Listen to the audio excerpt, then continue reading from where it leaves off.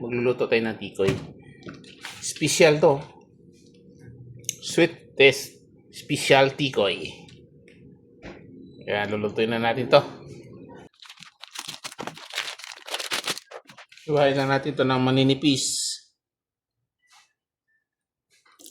Tigas.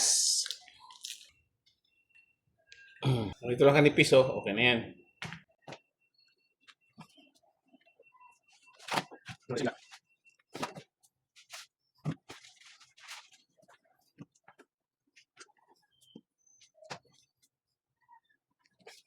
Yan. So, ito na ang ating nahiwa na tikoy.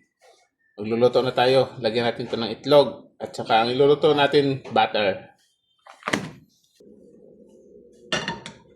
Ayan, nagbati tayo ng itlog. 2 piraso. Ito natin siya ilulubog bago natin siya ilulutuin.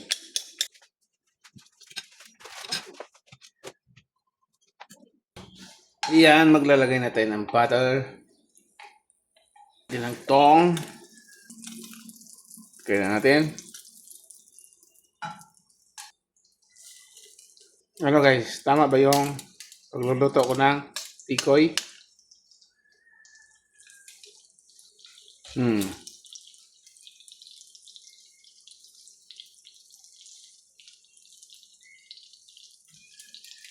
Ayan.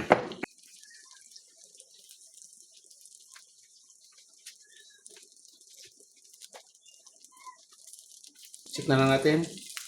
Ayan. Medyo luto na yung itlog. You know, brown na siya.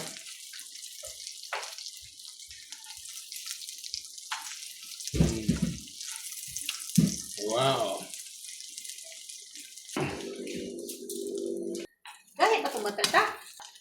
Sa pang baliktad para masarap. Kasi ano siya bago deep roast tayo. Yan oh. Sarap! Pwede na to. Ahonin natin sa kahirapan. Lambot na oh. Wow.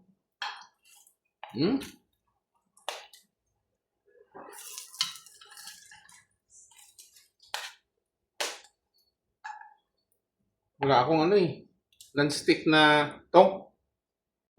Ito na ang ating special na tikoy guys. Ayan. So, ito yung unang luto. Ito ang malamig na. Ito yung kakainin natin una. Ito kasi mainit pa eh. Ayan guys, merinda. Napakasarap.